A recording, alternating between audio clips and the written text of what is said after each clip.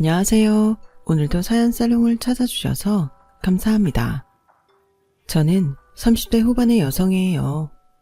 결혼한 지는 이제 4년째 접어들었어요. 다들 시댁은 어렵고 불편한 게 있다고 하잖아요. 저도 크게 다르지는 않았어요.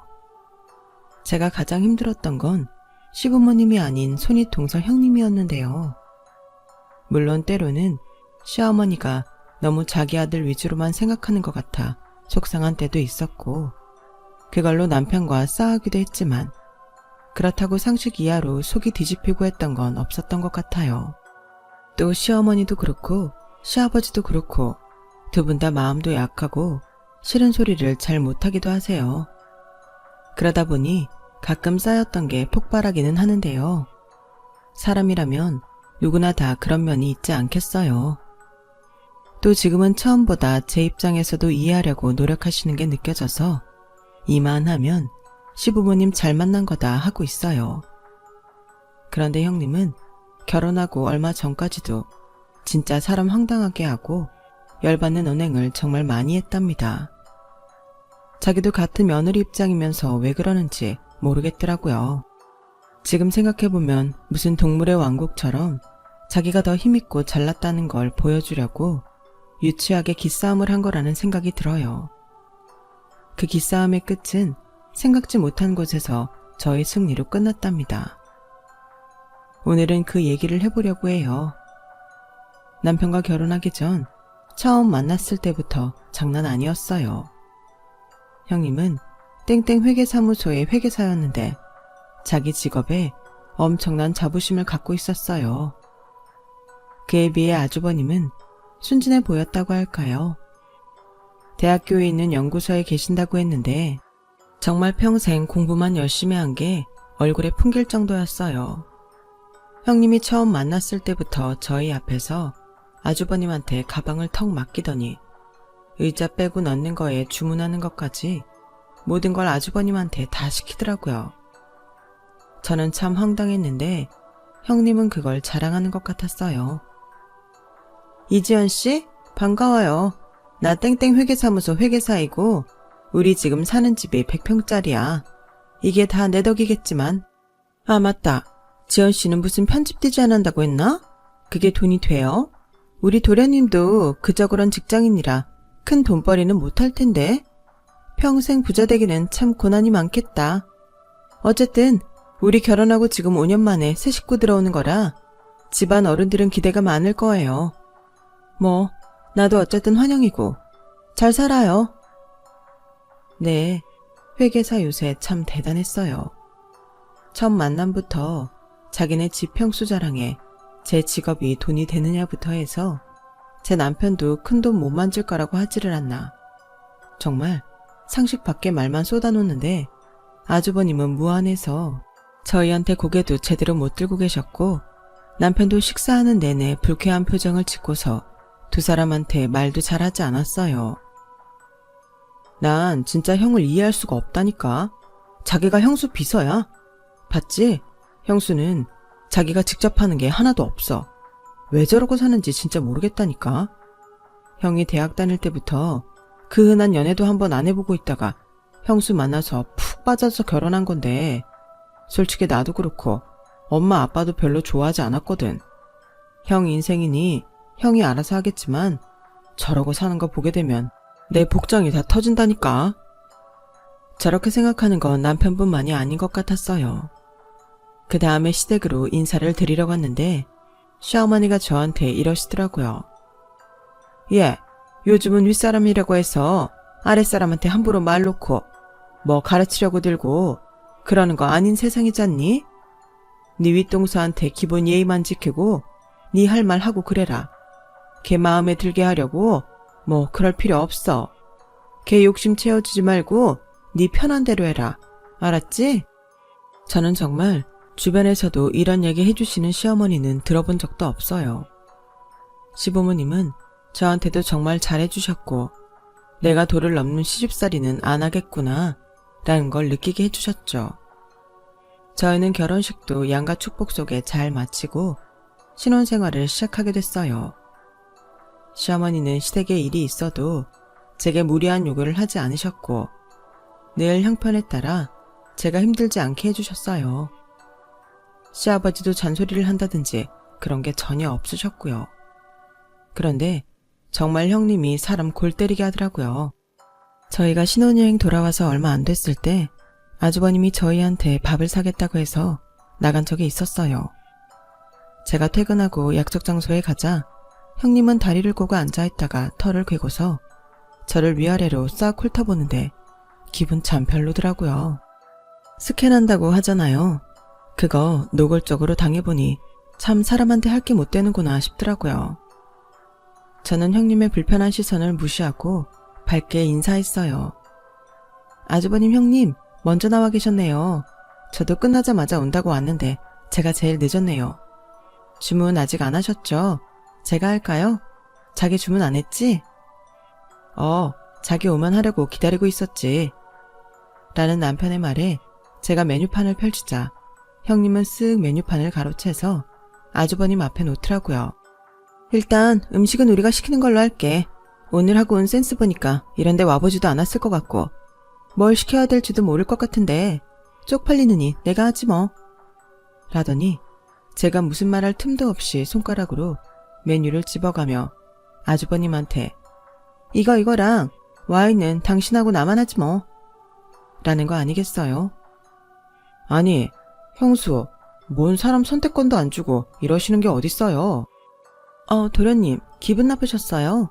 저는 동서가 잘 모를 것 같아서 배려해준다고 그런 건데요. 그럼 도련님도 와인 마실래요? 참, 됐습니다. 뭐 어차피 오늘 형이 사준다고 했으니 시켜주시는 거 잘 먹고 갈게요. 남편은 엉뚱하게 해석해서 자기 할 말만 하는 형님한테 질렸다는 듯 알아서 하라며 더는 말을 안 하더라고요. 하긴 저라도 그럴 것 같았어요. 물론 저도 기분이 많이 상했고요. 어쨌든 저는 내색하지 않으려고 애를 썼고 식사가 나오고부터는 같이 밥을 먹어서 그런지 어색했던 분위기가 좀 누그러지는 것 같았어요. 그런데 디저트가 나오기 전에 형님이 불쑥 저한테 이러더라고요. 동서, 명품백 없으면 어떻게 내가 하나 사줘? 아니, 식사 장소를 들었으면 거기에 맞게 갖추고 나와야지. 여기 봐봐. 누가 그런 싸구려 가죽 가방 들고 나온 사람 있나? 아무리 없이 살아도 사람이 기본적으로 갖추고 있어야 되는 게 있잖아. 네, 형님. 그럼 형님이 하나 사주세요. 감사히 받을게요. 이렇게 선물을 받을 줄 몰랐네요. 제가 넙죽 그 말을 받아들이자 형님은 당황했는지 얼굴이 빨개졌고 눈동자는 갈 곳을 잃고 흔들렸어요. 아니, 아무리 그래도 어떻게 고민 한번 안 하고 바로 그렇게 사달라고 해? 동서한테 무슨 말 함부로 하면 안 되겠네. 당황스럽다. 사주신다고 해서 감사히 받겠다고 한 것뿐인데요. 뭐 지금 사정이 안 되시면 천천히 사주셔도 돼요.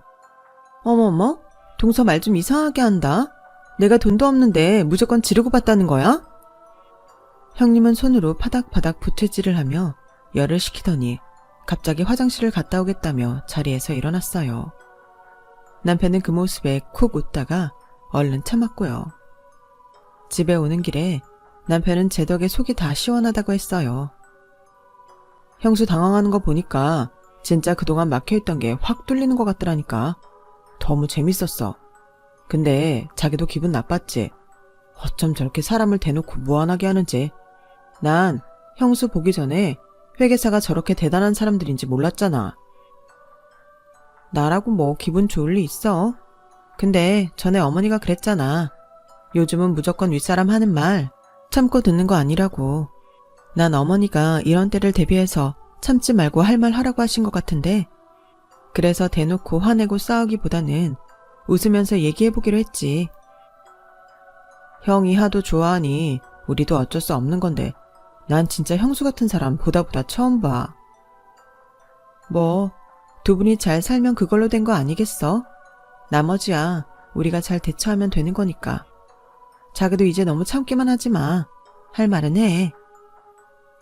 난 안 그래도 할 말 했어. 화내면서 말해서 문제지. 그래서 형수가 나 안 좋아하잖아. 아마 그래서 자기한테도 일부러 저러는지도 몰라.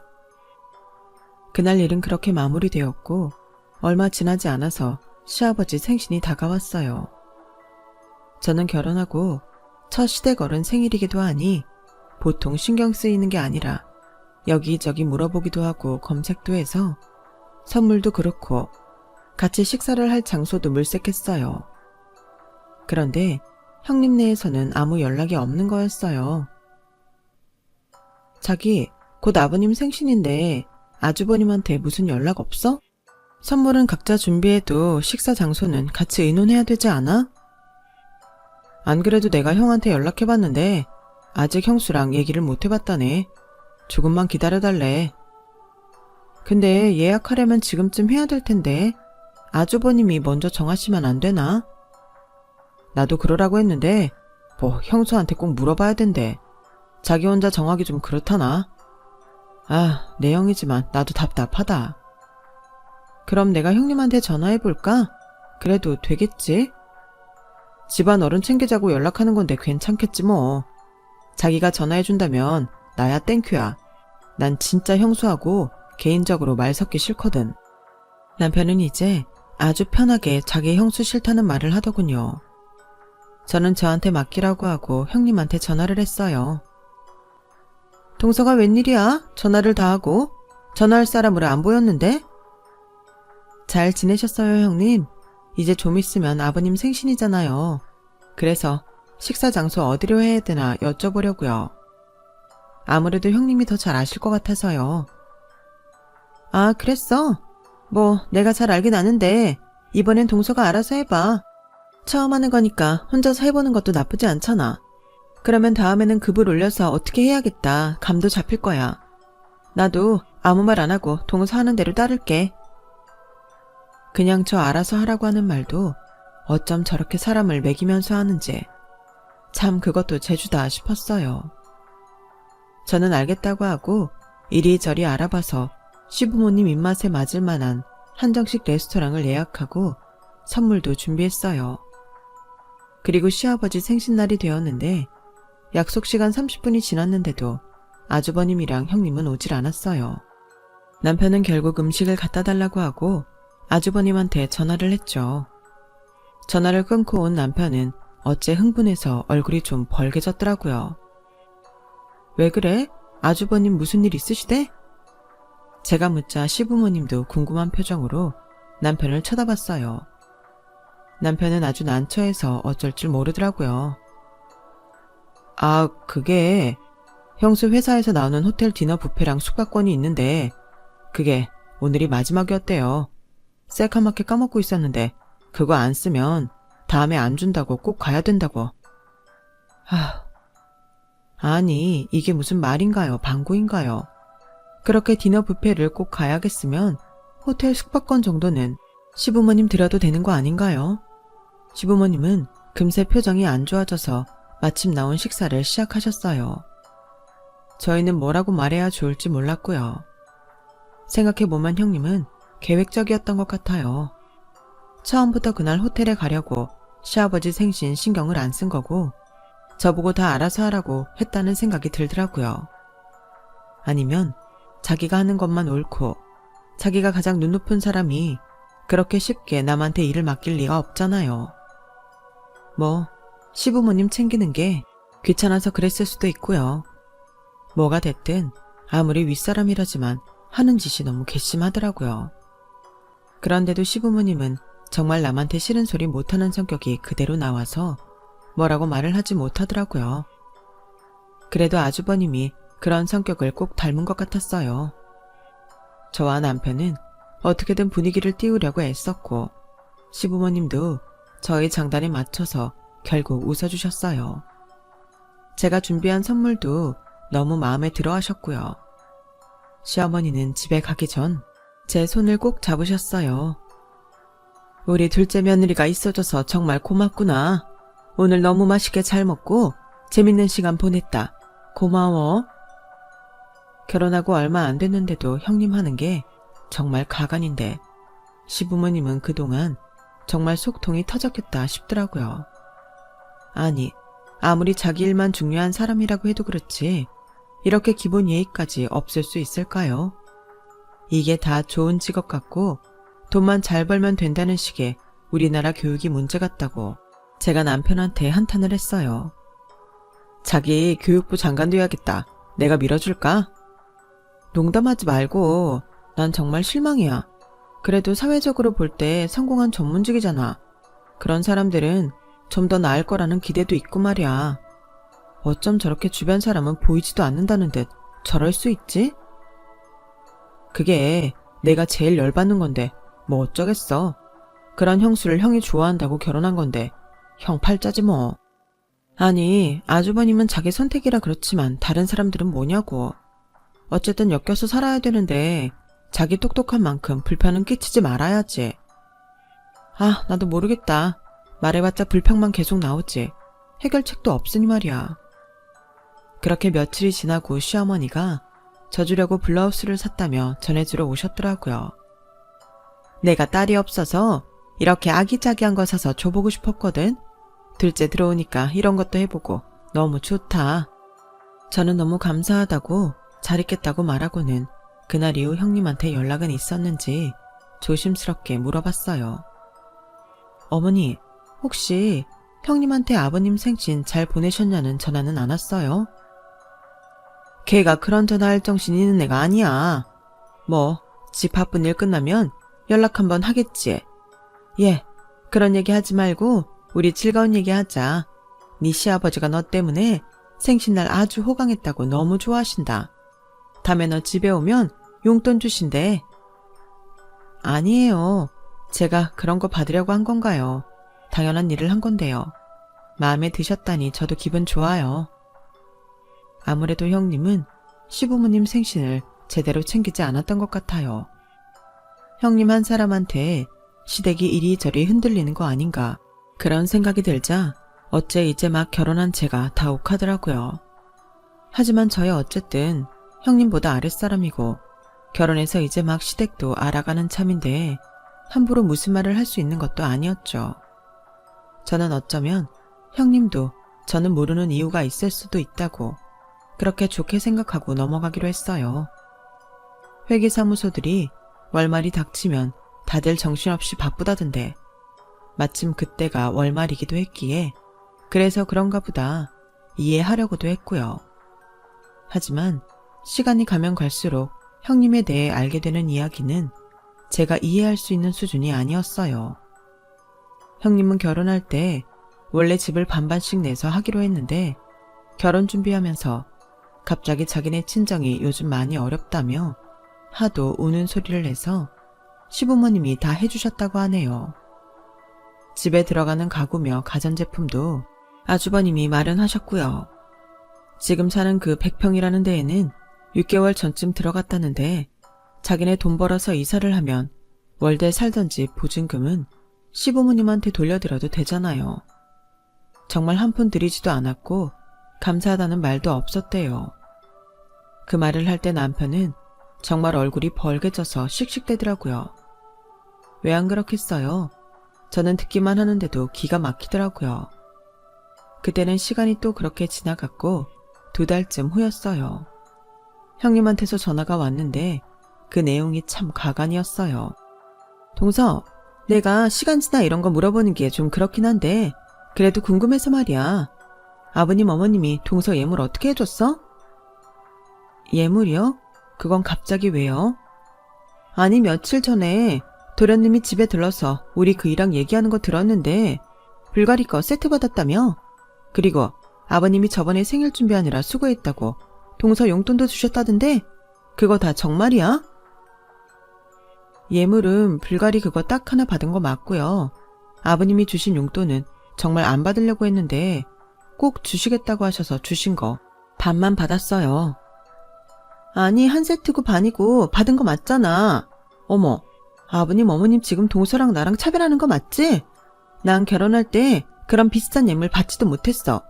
우리 남편이 준비한 반지 목걸이 세트만 받았다고. 그리고 용돈이라니. 나한테는 그런 거 주신 적도 없는데 이거 차별 맞아. 동서, 뭘 했길래 아버님 어머님이 그런 걸 해주셔? 제가 뭘 했냐고요? 글쎄요. 저는요, 집장만 하는 것도 오히려 제가 돈 더 보태서 했고요. 한 6대4 정도로 제가 더 냈어요. 그리고 아버님 생신 챙긴다고 선물도 드리고 한정식 레스토랑 아버님 어머님 입맛 맞을 것 같은 대로 골라서 같이 식사도 했죠. 뭐 그 정도 한 것 같아요. 참 주말마다 안부 전화도 드리고 가끔 부르시면 가기도 하고요. 그런 정도 가지고 동서한테만 용돈 주고 할 리가 없는데? 대체 무슨 알랑방귀를 끼길래 그런 예물을 받은 건지 말해봐. 저는 집 얻을 때 제가 좀 더 보탠 것밖에 없어요. 제가 아버님 어머님 마음을 다 알 수 없으니 왜 그런 비싼 걸 해주셨는지는 저도 모르죠. 직접 물어보세요. 동서, 그런 걸 어떻게 대놓고 물어봐.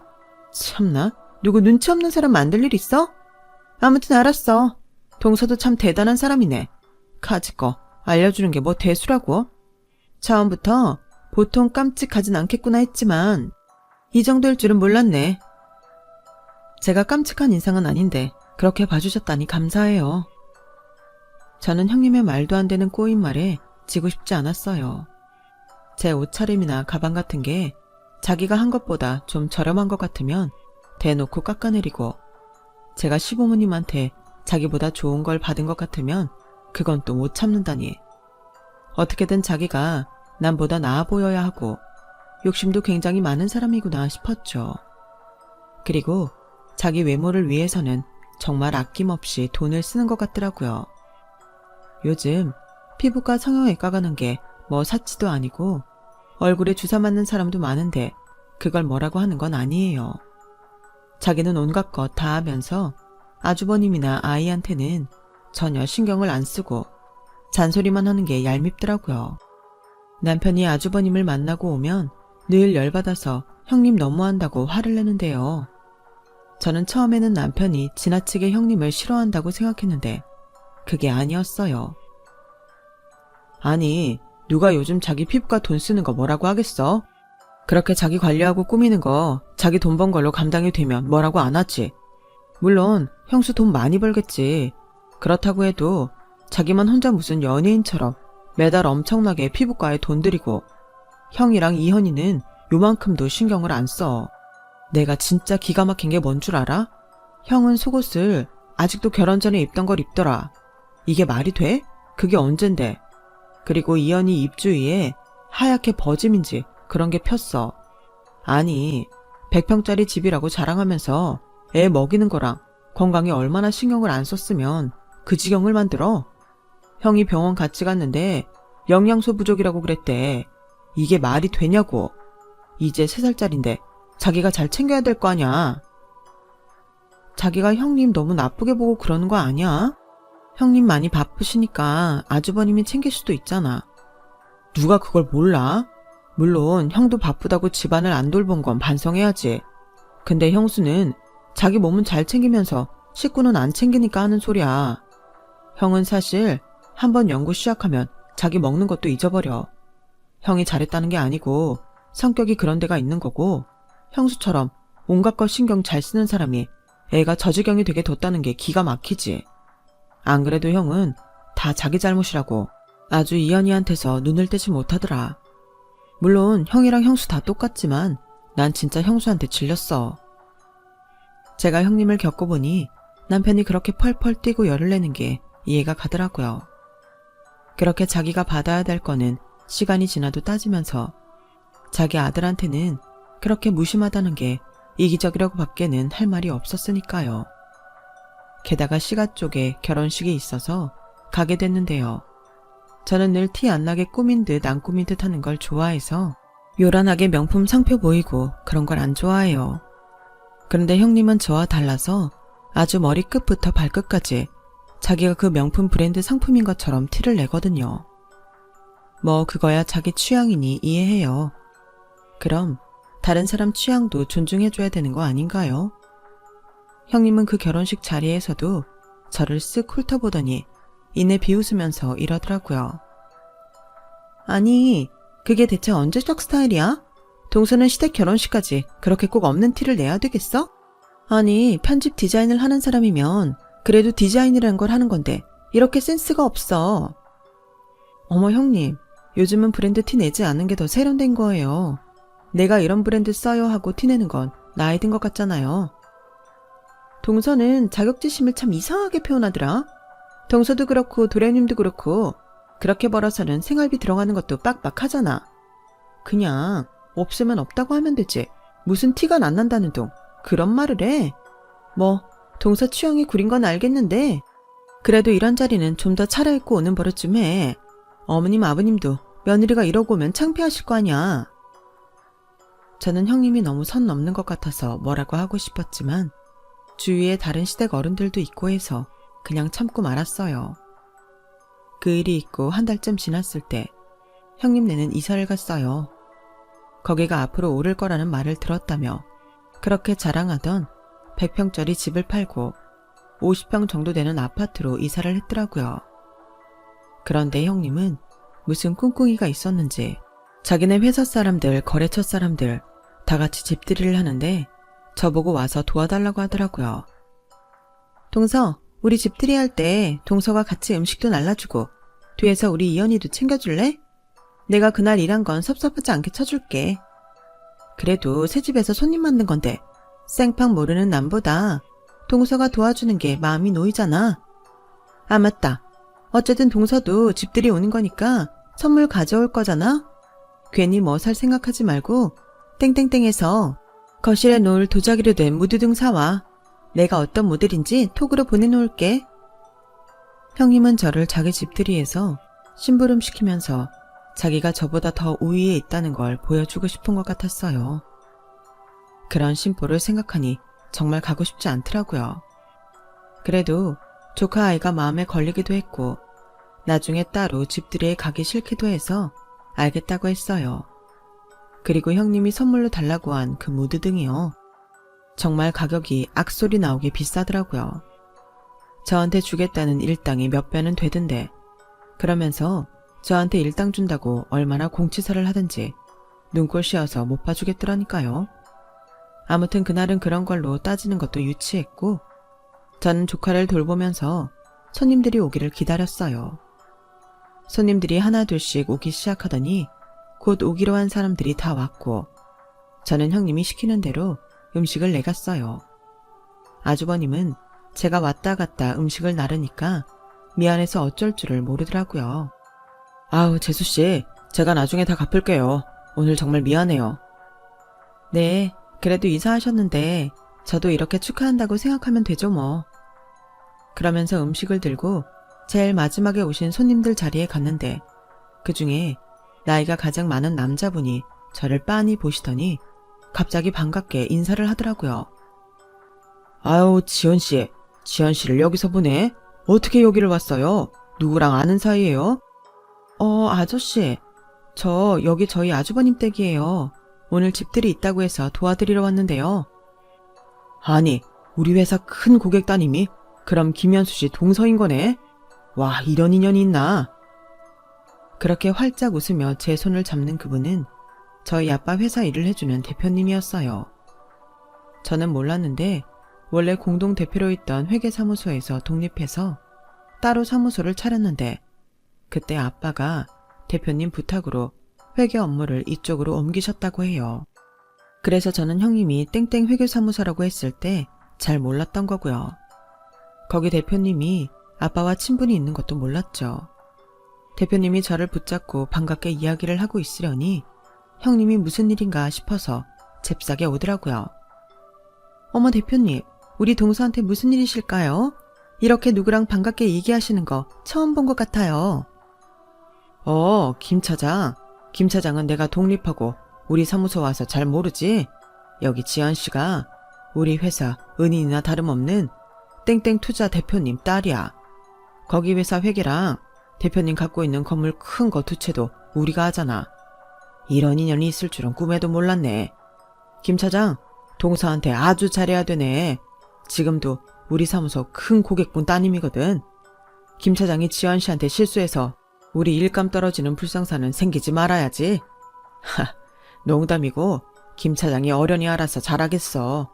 이렇게 형님네 집들이라고 도와주러 온 거 보면 사이가 꽤 좋은 것 같은데 오늘 김 차장이 일 다 끝나고 나면 지연 씨한테 크게 한턱 쏴야 돼. 알았지? 아, 네, 그래요. 동서 친정이 그랬군요. 형님은 얼굴이 불그락 푸르락 난리가 났고 입술이 파르르 떨렸어요.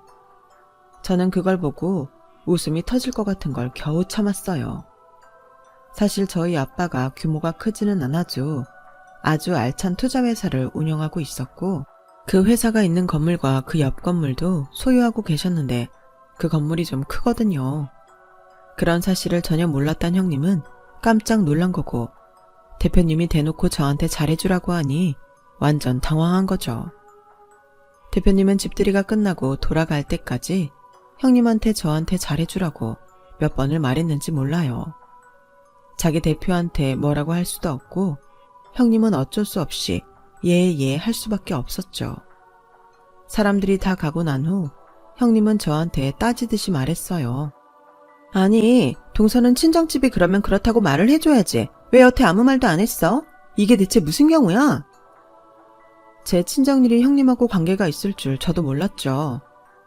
아니, 그렇게 잘 사는 집딸이 왜 이러고 다녀?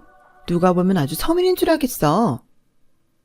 형님, 제가 정말 말 안 하려고 그랬는데요. 지난번 결혼식 때 형님이 뭐라고 했던 그 옷이요.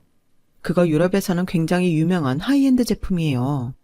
저는 원래 명품 브랜드 떡하니 붙여놓은 거 별로 안 좋아해서 좋은 자리에는 주로 그런 거 입어요. 그리고 평소에는 일하고 활동하기 좋은 옷하고 신발이면 뭐든 괜찮고요. 원래 그런 거 신경 안 쓰고 오래 입고 오래 쓸 수 있는 거 좋아하는 것 뿐이에요. 그러니까 형님도 이제 제가 하고 다니는 것 같고 뭐라고 안 하셨으면 좋겠어요. 형님이 남한테 보이는 거 많이 신경 쓰시는 건 알겠는데요. 형님처럼 하지 않는다고 다른 사람들 쉽게 판단하시는 거 솔직히 아닌 것 같아요. 저 오늘 온 것도 이연희가 신경 쓰여서 온 거지. 형님 그동안 저한테 하셨던 걸 생각하면 여기 단 1초도 있고 싶지 않거든요. 그러니까 앞으로는 제가 아무리 아랫사람이어도 말조심 좀 해주셨으면 좋겠어요. 제가 입 바른 소리를 하자 형님은 어쩔 줄 몰라서 양손을 잡고 발만 동동 구르더라고요. 제가 옷을 갈아입고 나와서 집에 간다고 하자 형님은 그제야 제 팔을 붙잡고 사정하더라고요. 저기 동서, 친정에 내 얘기 뭐 하고 그런 거 없지? 그동안 나 때문에 마음 상한 거 있었으면 내가 사과할게. 동서가 처음부터 친정이 어떤 집안인지 말만 해줬어도 이럴 일은 없었겠지만. 아차, 아니야. 지금 말한 건 잊어줘. 미안해. 내가 미안해. 형님은 사과한다는 말도 입이 겨우 떨어지는 게 보였어요. 그리고 미안하다고 하는 순간에도 얄미운 말을 하는 건 너무 의도적인 게 빤히 보여서 참 사람이 별로라는 걸 다시 한번 새삼 깨달았죠. 제가 아주버님하고 조카한테만 인사를 하고 나가자 형님은 엘리베이터 앞까지 따라오면서 동서, 내 맘 알지? 아무튼 앞으로 잘 부탁하고 미안해. 그리고 내가 오늘 동서가 사온 선물하고 일당하고 그 돈 다 붙여줄게. 형님, 선물은 선물이죠. 그걸 왜 돈을 주세요? 아니야. 내가 부탁해서 사온 거니까 돈 보내줄게. 그럼 내 얘기 대표님한테 이상한 건 하지 말고. 잘 부탁해. 형님은 엘리베이터 문이 닫힐 때까지 억지로 웃으면서 저한테 손을 흔들더라고요. 저는 집으로 가면서 형님한테 문자를 보냈어요. 형님이 어떤 마음으로 사과를 하셨든 받을게요. 솔직히 형님도 그동안 저한테 이상하게 군 거 아시죠? 아무리 아랫사람이어도 더는 그러지 마셨으면 좋겠어요. 그리고 형님, 이제는 아주버님하고 이현이한테도 신경 좀 쓰세요. 형님 얼굴하고 옷하고 신발에만 돈 쓰지 마시고 아주버님 새 속옷도 사주시고 좋은 데도 같이 가시고요. 이현이 먹는 것도 신경 쓰시고요. 그런 거 아버님 어머님도 아시면 마음이 어떠시겠어요? 아무리 싫은 소리 못하시는 분들이라고 해도 그렇지. 형님이 그런 사람 성격 뻔히 다 알고 더 마음대로 하는 거 제 눈에 다 보이거든요. 앞으로는 아버님 어머님 생신도 신경 쓰시고 명절에도 시댁에 인사도 잘 하셨으면 좋겠네요. 형님 명절에 시댁에 아무것도 안 하신다면서요. 저한테만 아버님이 용돈 줘서 섭섭하다고 하셨죠? 형님이 한 번만 명절에 찾아가서 인사만 하셔도 아버님 어머님 좋아서 용돈 더 주실걸요. 제가 말하는 게 주제 넘을 수 있지만 이제 형님도 윗사람답게 행동하시면 좋겠네요. 평소 같으면 제가 이런 말하면 난리 났을 형님인데 그날은 바로 저한테 꼬리를 내리는 문자를 보냈더라고요. 그래, 알았어, 동서. 동서 말대로 할게. 저는 그 일을 저만 알고 있기로 했어요. 그래서 한동안 말 안 하다가 좀 지나서 얘기했더니 남편이 통쾌해서 어쩔 줄 모르고 웃더라고요. 정말 생각지 못한 곳에서 아빠 지인분을 만나서 형님이 그동안 저 먹인 걸 몇 배로 돌려준 것 같아서 저도 그날 일을 생각하면 저절로 웃음만 난답니다. 형님은 그 이후 제 눈치를 엄청 보더라고요. 저한테 잘하려고도 노력하지만 그게 다 친정백 때문인 게 눈에 뻔히 보일 정도로 떨떠름한 표정으로 하기 때문에 사람이 바뀐 건 아니라는 건 잘 알겠더라고요. 그래도 저한테 전처럼 함부로 굴지 않아서 그건 정말 좋더라고요. 말도 안 되는 소리 듣지 않아도 돼서 마음도 편했고요. 자기 대표 귀에 무슨 말이 들어갈까봐 전전긍긍하는 모습을 보면 좀 짠하기도 해요. 제가 자기 본 모습을 다 폭로하면 대표한테도 찍힐 테고 그렇게 되면 자기 회사 생활도 편치만은 않을 테니까요. 어쨌든 형님은 형식적이긴 하지만 아버님 어머님한테 가뭄에 콩나듯 전화도 하고 생신 때에는 선물이라도 챙겨 보내더라고요. 저는 형님을 보며 그런 사람은 되지 말아야지 하고 다짐한답니다. 제 이야기는 여기까지예요. 다들 재미있게 들어주셨길 바라며 이만 인사드릴게요. 감사합니다. 여러분, 사연 댓글에 응원과 현명한 조언 부탁드려요. 좋아요와 구독은 저에게 큰 힘이 됩니다. 오늘도 좋은 일 가득하세요.